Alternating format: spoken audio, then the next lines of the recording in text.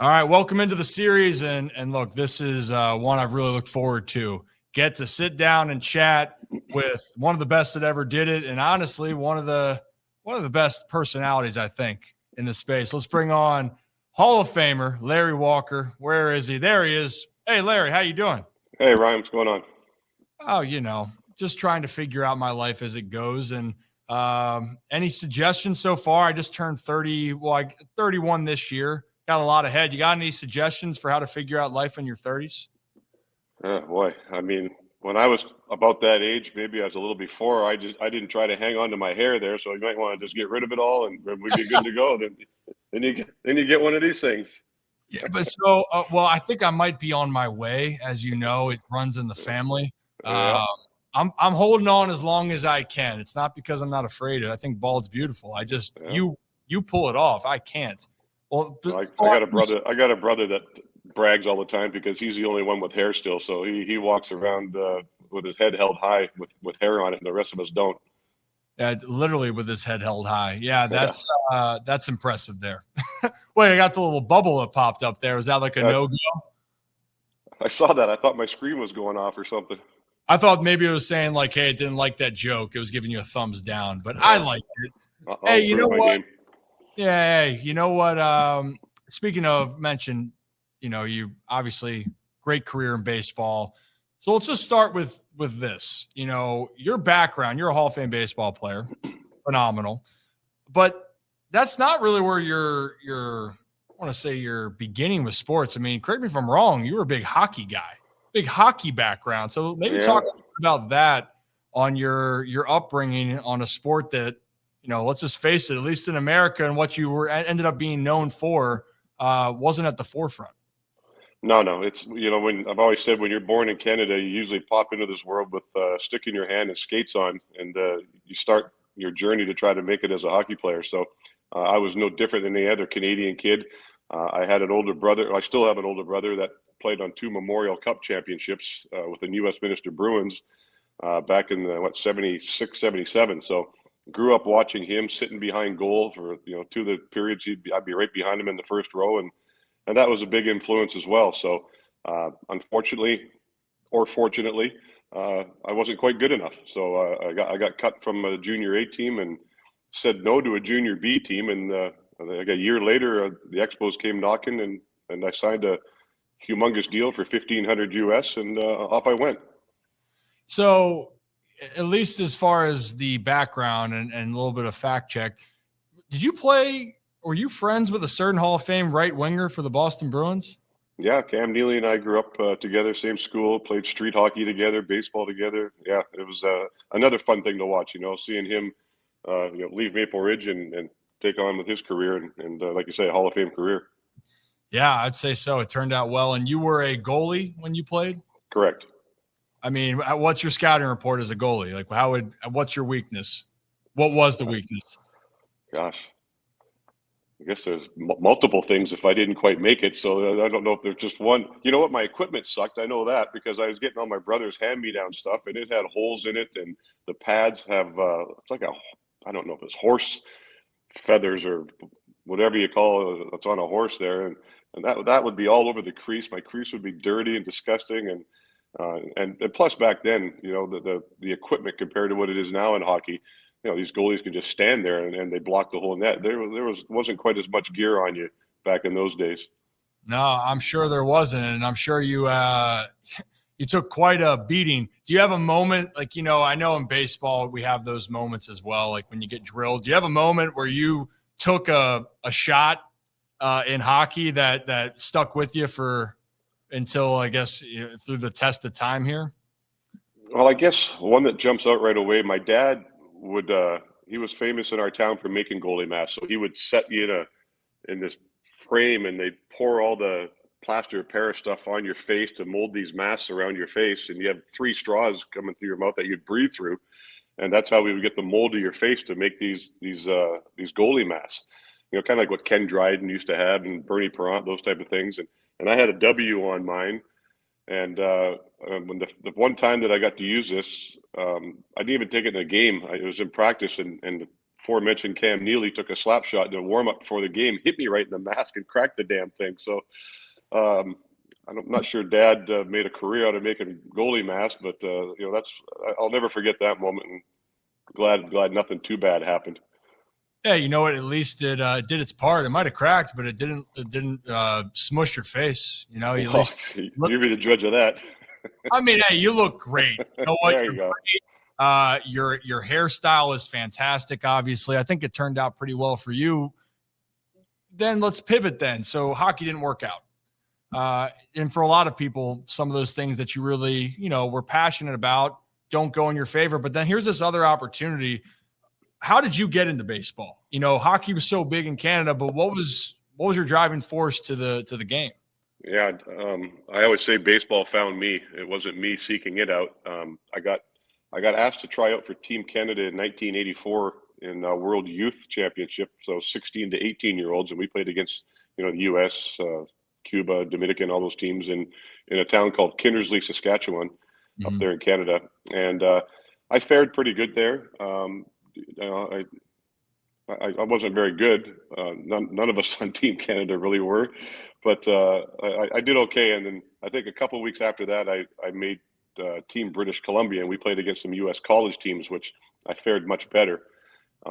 Using a wooden bat for some reason, I was using a wooden bat. I don't know why, but did good. And the Montreal Expos took a chance, and like I say, Bob Rogers, a scout at the time, came out to Vancouver, met me with my dad and I, and said, "Do you want to go?" I looked at Dad and said, "What else am I going to do?" And away I went. So really, from the beginning, it was just another sport that you were playing. And was there anybody that helped you to drive you to play, or was it just more of it was just another sport that you liked and had opportunities? Yeah, I mean, our whole family. I got 3 older brothers. We're all athletes. We all participated in everything. Our baseball season, I played more games of windmill softball growing up than I did baseball. My baseball seasons were 15 to 20 games a summer. There wasn't much of a baseball league, so I did that until I was 16 when I played in a 72 game season. But yeah, baseball wasn't in my blood at all. It's interesting. And you know what? I'm glad you mentioned the amount of games on another note, because especially where things have gone. And I was always a believer in this generation before where, I got to keep playing more and more. And, you and even in my dad's time is when the season ended, you were focusing on something else, but also you weren't playing 100 games when you were 13, 14 years old. Here you are, 15 to 20 games.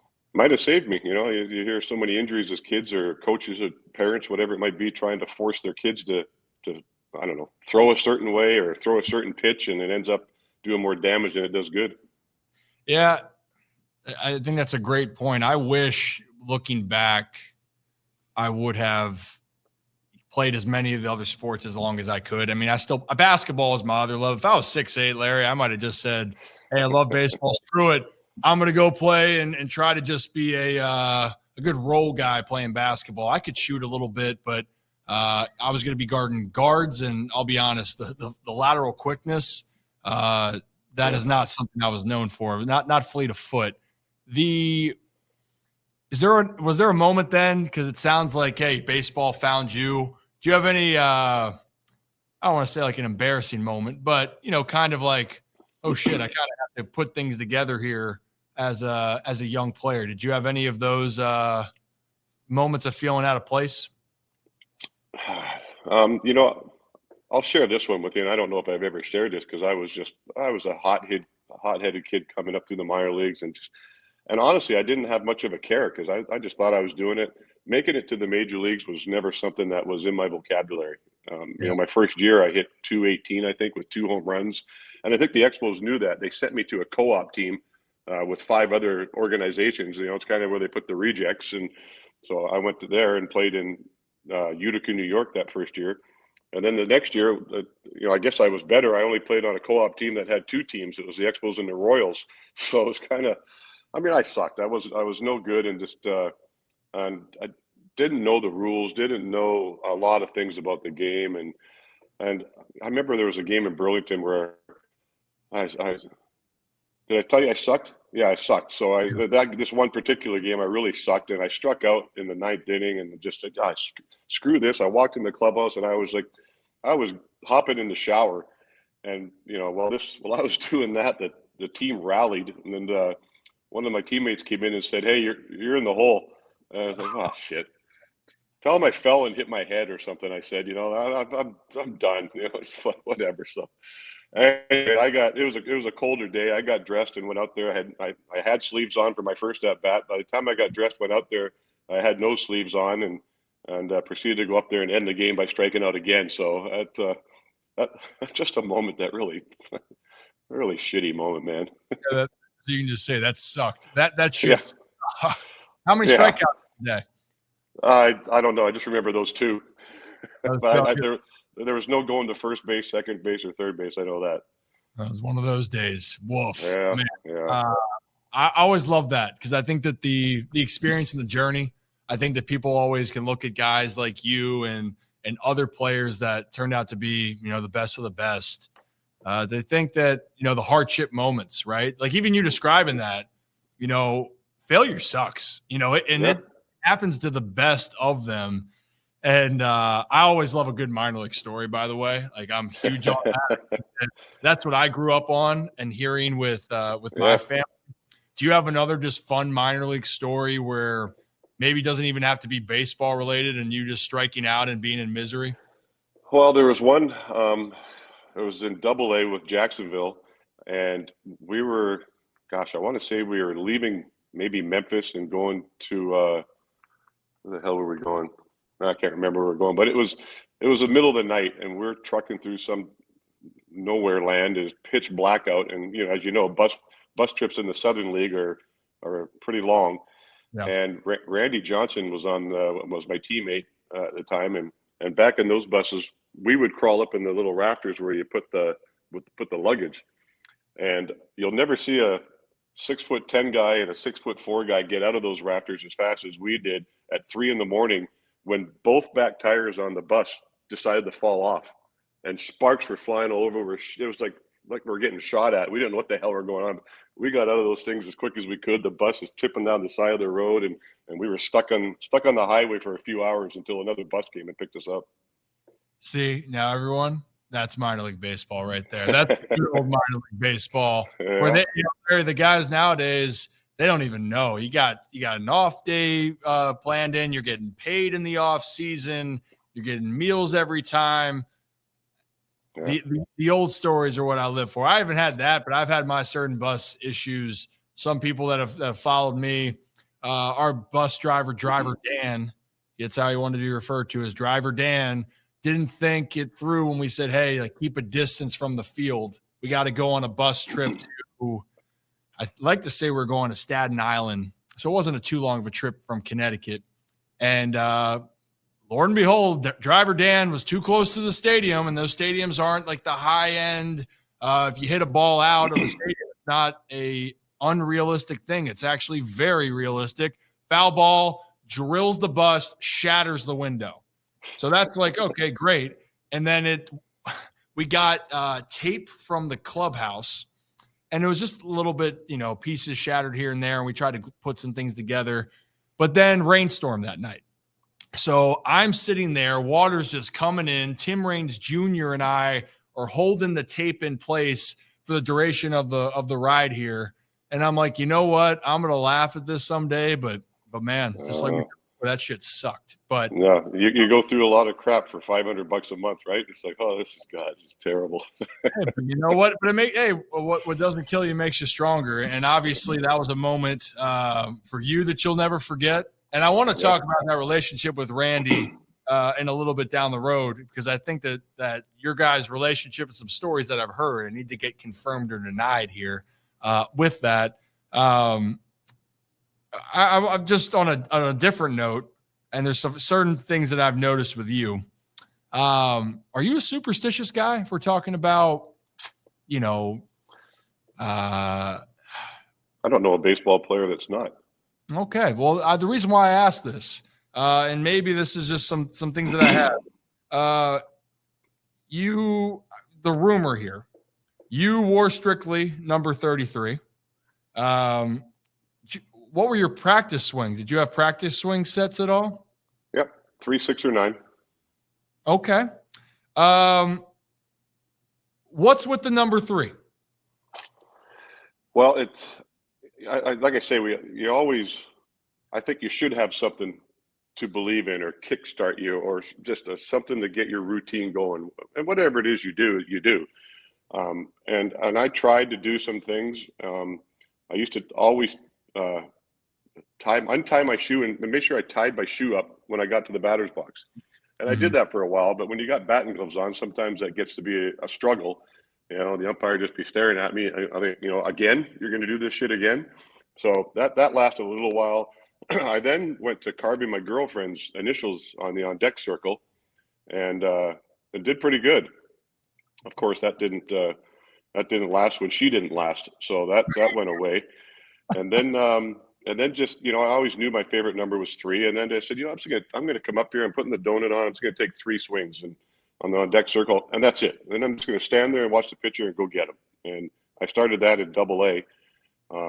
Sometimes 3 swings weren't enough, so it had to go in multiples of 3. That's why the 6 or a 9 would come into the play. But that would always be the on deck circle routine, and that carried all the way through to the majors.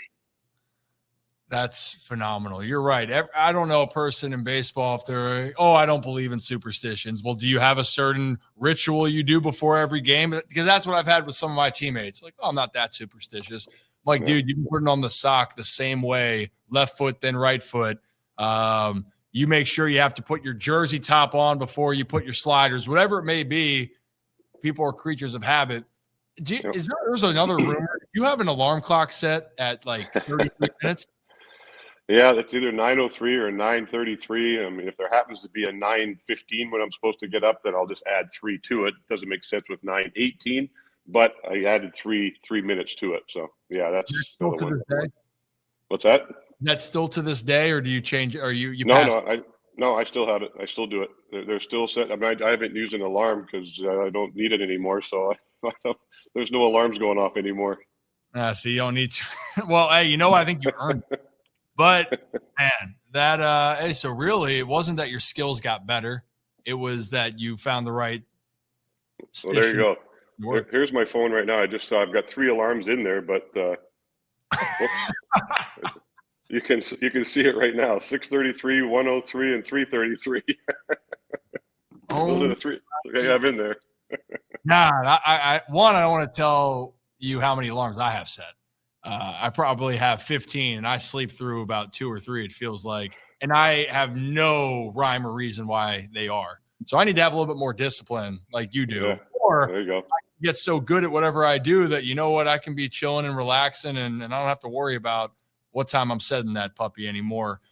But so obviously the numbers were the biggest part why you had success. It wasn't your talent, wasn't, figured it out, obviously. But when was the moment then you felt like you started to figure it out? What was that kind of, I'm not going to say the eureka moment, because as you and I both know, in the game, you're constantly going to fail. You constantly going to have to adjust. But when did you realize that at least you took it to this next level and knew that you had a chance to go somewhere? Yeah, I guess it was probably that second year when I talked about that co-op year in Burlington, Iowa, with the Expos and the Royals. About 2/3 of the way through the season, they called me up to a higher A team in West Palm Beach. So, and I was actually mad because I was like, I had good friends they were having fun with the guys on the team. It was a good group, and I was like, oh shit, I got to leave and start over with somebody else. I don't get it, man. This is where I'm playing. Why I got to leave? And but we had a fun time. But then went to and played at A ball, and then the season ended, and away I went. And the next year I made it to Double-A, and I was always told Double-A is the hardest league to get into and the hardest league to get out of, and fared pretty good there. That's when it all kind of came together. Average wise, home run, drove in some runs, but still couldn't hit the off speed pitch. So I was going to have to work on that. And I tried. I went to like 4 or 5 instructional leagues, and I remember they took a poll for everybody. You had to fill out this piece of paper. They asked you, do you want to go to winter ball? And once again, I don't think I'm that good or anything, nowhere to go, and just having some fun playing baseball, not making a living out of this. And I was the only one on the team that said, no, I'm not interested in winter ball. And I was the only one on the team that went. So that kind of said, well, shit, this might be something that is what they do for players they think have a little ability and they want them to work on their game. So I looked at it like that and came down here. I was in Hermosillo, Mexico, and went there and worked on my game. And unfortunately, I blew my knee out and ripped 3 ligaments in half in December. And the next year I didn't play. So, but it was an experience, and I learned how to hit the off-speed pitch. So, hey, you know what? It cost you a knee, but yeah, you ended up helping you get to the Hall of Fame, right? Hey, it was a great time. Tore my knee up, but yeah. Hey, what in your mind, just for the base, humor me on the baseball side here, because I like to have fun, but I am a student of the game.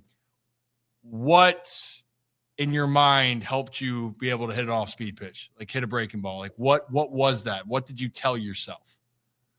Well, I mean, like I say, it's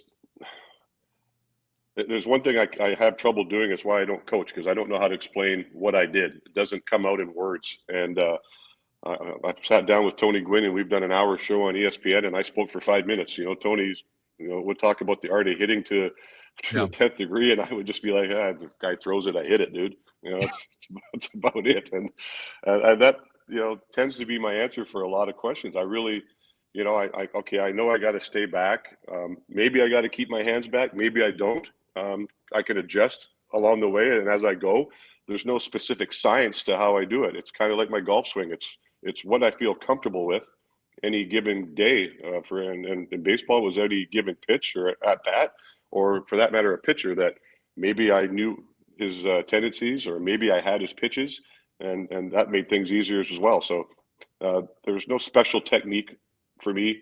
When I got to St. Louis, Tony La Russa wanted to ask me, well, how do you approach the game? Was this question to me? And he tells this story.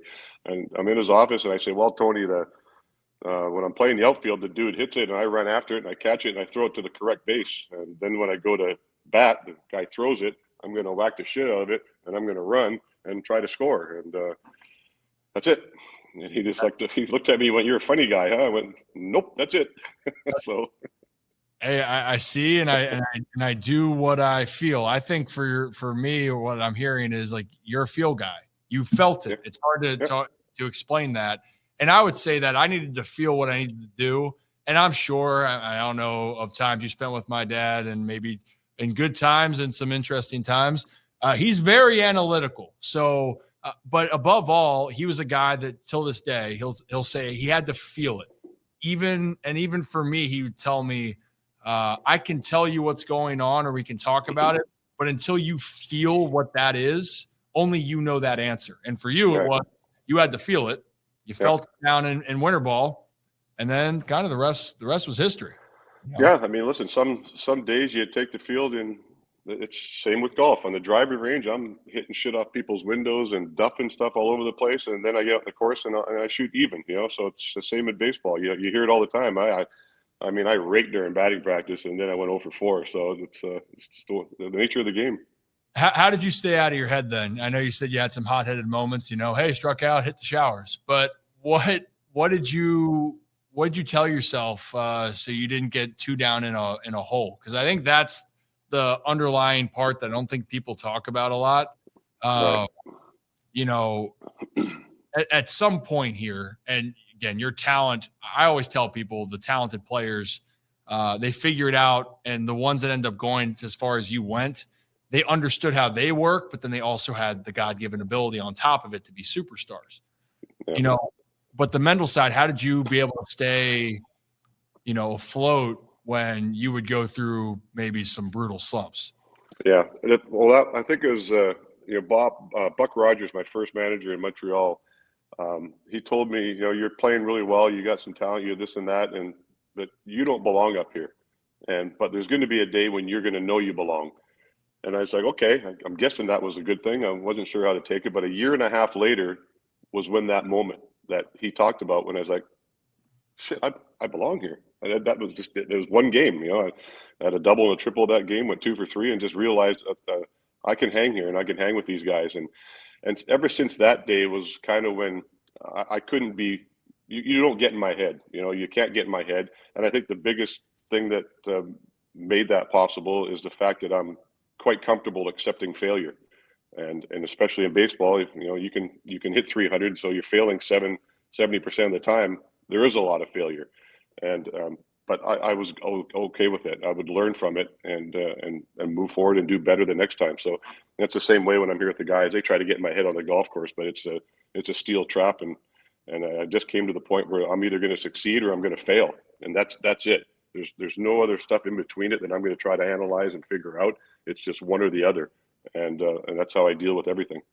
That's very easy to be decisive. It's no of the what if. It's just the reality. I'm gonna figure it out right here, or I'm not. And if I don't figure it out, the next time I'm gonna have an opportunity to do that.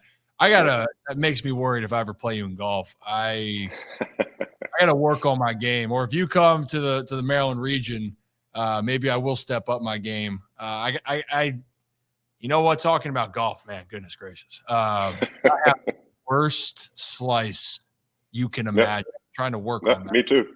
Yeah. I'm left-handed. I play it right to left. My ball's always right to left. It's not a fade. It's more of a slice, but I play to it. So I'm a lefty. I'm a lefty. So I need you. Maybe we can, or maybe there's a certain cocktail on the golf course that can help me get in the right frame of mind. That can help me, elevate my game. But I need someone to go off of, because tell you what, man, the baseball player and a left-handed swing, I haven't had someone be able to make that connection for me, or at least play to what I got. Play to what I got. You mentioned a couple of things with baseball related, but I love these stories, Larry. I think that they're fascinating to me. The one thing with playing, I know you played at Coors Field and you played up in Colorado. That was nice. And I know, hey, it's just a hitter's ballpark, and you should have good numbers. What the hell got into you in 97 on the road? I don't. Man, you hit 346 on the road with 29 jacks. I mean, yeah, I'm not a big guy to go into the stats, but you had more home runs away from the ballpark that year. What the hell happened? Yeah, don't have an answer for you. It's what. It was one of the few seasons where I stayed healthy. Unfortunately, I had a riddled career with. We all play hurt, right? It's one thing to play hurt, but I got injured a lot, and that beat me up pretty good. Part of the reason I just finally retired is I played my last year with a herniated disc in my neck, and it's like, okay, I don't want to get this fixed. I had 3 cortisone shots put into it to get through the year, and I was just like, 17 years is enough. I'm good. I've had enough surgeries. I'm not going to try to hang on here and take the spot of some young kid trying to come up and be this old guy hanging on for dear life. But just my injuries really were a nuisance to me. And that 97 season, there really wasn't any. And I was able to be out there every day and just, everything felt good. Yeah. Look, the injury part that people don't fully understand in the game, even though they say baseball is not at full contact, playing a 162 or going through that grind of a year where you're leaving in February, and if you're playing the full way, it's going into October.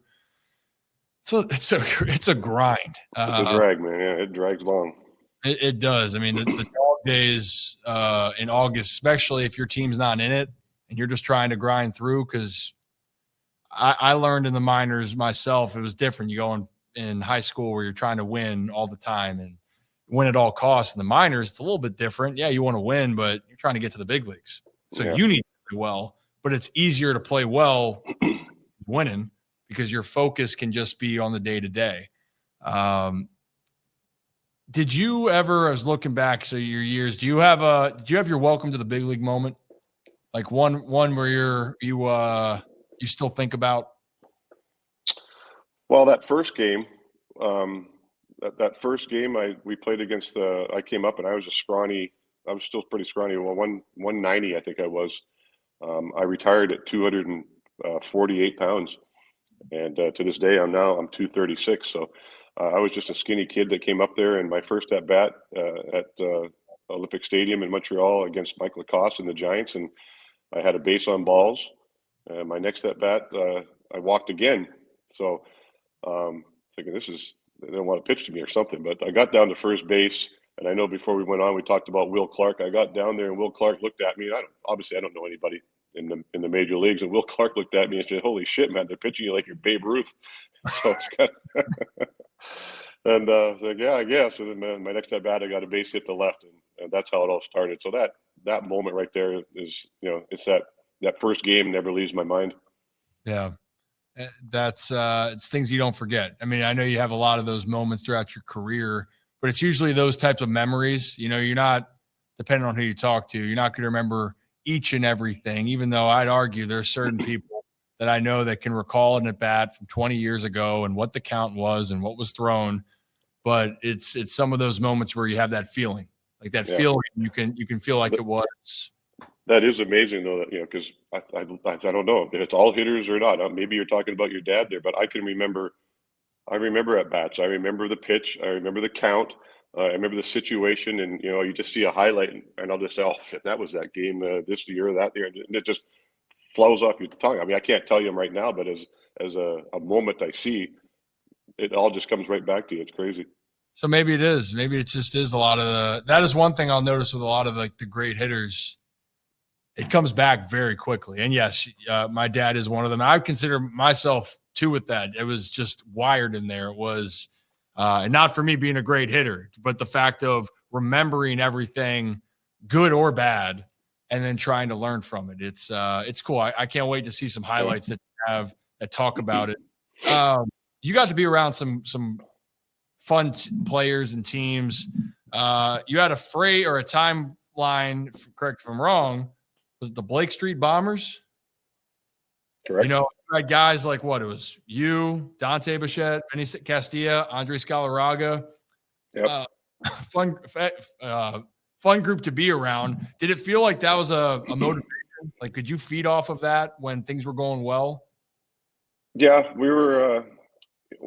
I mean, listen, we had to be something, because a lot of times we were down a touchdown before we even got to the plate. So we had to hit some bombs to get us back in some ball games. But it was fun. It was somebody coined that name on us to go along with the Bronx Bombers and then the Blake Street Bombers. So it was fun. We all had a fun time with it, but there's never a competition. It was one of us, a different one of us. Usually every game was doing something.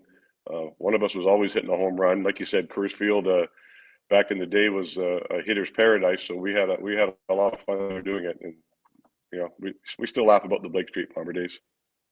Yeah, it was. I always feel when guys are doing well, it's contagious, and also when guys aren't doing well and the team's not hitting, that's also contagious. I definitely like the one when things are going well. And also, nothing's worse, by the way, than anyone that's out there. If a team's hitting and you got 20 hits in a game, and you're the one that doesn't have a hit, yeah, I know that talk about feeling like you're on an island.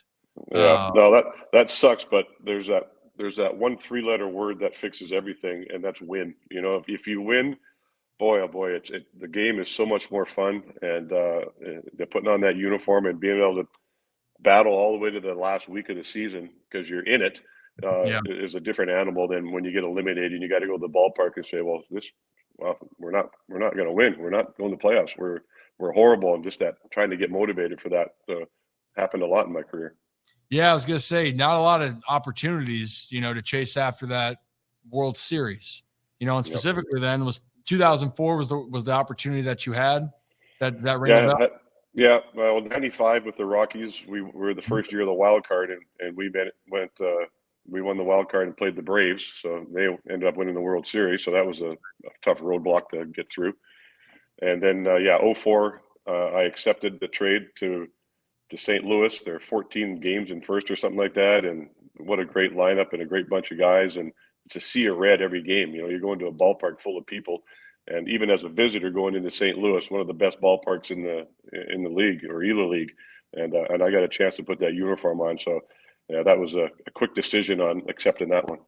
Yeah. Any memory from that specifically in 2004 that sticks out to you, whether on the postseason run or any time you were over there? I know you're saying the sea of red, but you said you had limited opportunities for the playoff pushes. What was it like playoff wise in St. Louis? Yeah, I guess one memory jumps out was my first game there. I mean, they wanted to fly me in that day, and I had my mom visiting, and my oldest child was in Denver at the time, so it's like they just got there. They're only there for a couple of days, so I didn't want to leave that day. I wanted to spend the last night with mom and my kid, but they sent a jet and flew me out there. The owners sent a jet the next day. I flew out for a day game, and I got to the park. The game was already going on, and I ended up pinch hitting in like the seventh inning, and I stepped out on deck, and I could feel the rumble in the stands, like well, there he is, and like I'm sitting there, oh, Jesus Christ, don't shit yourself right now, it was just it was pretty cool moment. And then when I got to the plate, I'm walking the plate, they gave me a standing ovation, and I'm sitting there, holy shit, I haven't had a standing ovation very often in my career, so this is a wow type thing. And of course, 5 pitches later, I strike out and I walk back to the dugout, and they gave me another standing ovation. So I'm like, okay, how do you not appreciate this? And so that was a big moment for the first time having the Birds on the bat uniform. Yeah, that's besides the result, really cool moment. Yeah, you know what? You feel wanted. You feel wanted in a baseball town, St. Louis baseball town, and that's. Oh yeah. I was told that when they announced the trade on the Jumbotron the day before, that there was a standing ovation that day too, and I wasn't even there. Somebody said when they announced the trade up on the screen, and everybody stood and went crazy. So I was like, oh my Lord. So I had a great year and a few months in St. Louis. What a great town. Hell yeah, I'm glad you had that experience, and I'm glad at least you had those moments. It feels good to be recognized. It feels good to be, I don't care what anyone says. They could say, hey, I like to be to myself. It's nice when people appreciate you. I mean, it didn't end up quite that year the way we wanted to. Is that some team up in the Northeast beat us in the World Series in 4 games, but shit happens. But it was pretty cool to have that experience. Yeah, well, they had been miserable for about 80 some years, if I'm not mistaken. Yeah, we fixed that. 6 years. But yeah, you guys, you gave them one. That was very kind of you, Larry, at the time. Yeah. But to talk about appreciation, I got to know, you get inducted. It's incredible, right? And all of around being in the Hall of Fame. But and I don't care about that appreciation. Are you a appreciator of like SpongeBob? No, I knew you were going there. I was like, no. What happened there? What happened? So that outfit, that I guess people call it a NASCAR type shirt. I have a buddy down in Florida, and we play at a member guest every year, and we wear wacky outfits, tie, but we're matching. And that year, it was about our 8th year, but about year 3, we had just these long SpongeBob pants, and we'd wear a yellow shirt. That was it. I then came across that shirt, and I said, okay, well, because we were trying to figure out what we're going to come up with for that particular year, and found that shirt to go with the pants, and it was a whole SpongeBob outfit. And so that NASCAR shirt, just, I don't know. I walked in my closet. I knew we were going to sit outside. I had some friends over, and we were going to sit outside. It was a little chilly that night, so I was going to wear something that was warmer, I guess. I don't know if that's the real reason, but that's what ended up on me. And honestly, I've said this, and I mean it wholeheartedly. I didn't expect the phone to ring, so to have the phone ring, and then all of a sudden it's blasted everywhere, and I guess it turned out. I heard the shirt sold out in less than an hour, so that was fun. Hey, you did your part on it. To be fair, this is the time where I guess the year exactly when you got the call. 2020. It was 2020. Yeah. So also, by the way, like SpongeBob, where I was going with it, because I couldn't start getting on the exact year that you got the call. It was, SpongeBob had been around for a while. And look, I liked early SpongeBob when I was a kid. And for those, it's not a show for kids when I watched it back. But, it'd been around for a while, and I felt like it was almost dying a little bit. Not to say dying, but when you had that, I'll tell you what, that brought a lot of conversation back. Do you still got that laying, or the get up? You got to have that somewhere. Yeah. Well, they as you know, they do a little memorial thing, not memorial, but a tribute to you at the hall. So I had my little cubicle, and that shirt was, I don't know if it was in that cubicle. I think it was somewhere else on its own. And so that spent over a year in the Hall of Fame Museum for people to look at for some goofy reason. But I got it back, and to this day, I have yet to wear it anywhere. It hasn't been worn since that day in 2020. It's a special day. You only wear it. You can only wear it, I guess, to go into the Hall of Fame. And then, was there a pin you wore for the induction? Yeah, everybody was saying, you got to continue this SpongeBob thing. You should wear a SpongeBob tie. I'm like, yeah, well, screw you. I'm not putting a SpongeBob tie on. So I had quite a few little lapels given to me and sent to me, and so I just grabbed one and stuck it on. Said, okay, I'll make everybody happy and go with it. You mentioned though that you stayed with it, which is great, but you just mentioned that you didn't think the phone was going to ring, and I know really. Felt like then you probably weren't going to get that time. Over and over again, you were waiting and you didn't get that call. My dad gets very quiet when he kind of talks about it. And for his case, he's okay. He played a few games, people like whatever, right? It was more clear. It was cut and dry for him that you knew it was going to happen. What was the emotion when you finally had that? Like, what was the instant thing right there where you're actually sitting there going, like, holy shirts and pants, like, no way. Yeah. It's a day you never forget, and I even told Todd Helton because, I knew he was going to get that call, and I just said, you're not going to forget that day when the phone rings. It's going to stick with you forever. And I remember us sitting there, and I had the phone sitting on the bar, and, everybody else's phones were on silent, and I put my ringer on, and I just announced too that, hey, well, we'll give it another minute and a half and then we'll head in. So all good. And then it rang and the 212 area code popped up and yeah, I mean, my eyes watered up. I did my best not to cry. I didn't want to, I easily could have, the emotions are pretty high because you're realizing what's going on. My kids are crying, everybody around me's cheering, and just, it takes your breath away. It really does. And that is something I don't ever take for granted. And that phone call and where I am in that museum is, man, it's hard to explain. It's, I don't know. Do I deserve to be there? I don't know, but I'm there, and I'm grateful for that. Well, I like to look at it, Larry, as a player in their time when they were dominant, and you were dominant through that time. And unfortunately, you're right. Your body, things didn't work out the way you wanted to physically, right? And that's a part of the game. And some of the game's best, we've seen that. Some people aren't as fortunate enough to even play as long as you did, but then also do what you did. And for me, there's no doubt, like, you were so close to accomplishing some personal goals too, right? Yeah. For 17 away from 400, for me, it's like, no doubt you're healthy. You're reaching all the parameters, but I get it. You're sitting there, you feel like that time's come. So I'm glad you were able to enjoy it. Then you get to have a little bit too much fun every year up there, but rightfully so. Like, it's all part of it. Yeah.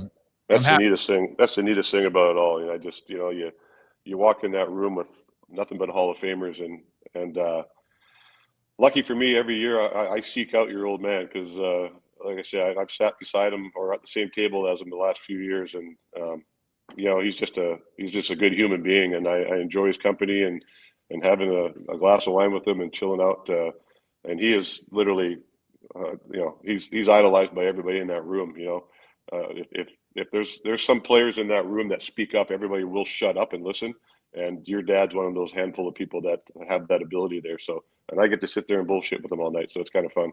Good. Yeah. Is he awkward at times, or is he good? He can. No, he's good. Yeah, he's good. I could sit there and not say a lot either. So it kind of works both ways. If he doesn't have a lot to say, I don't have a lot to say. It's really easy. Oh, that's perfect. Talk about bald right there. There you go.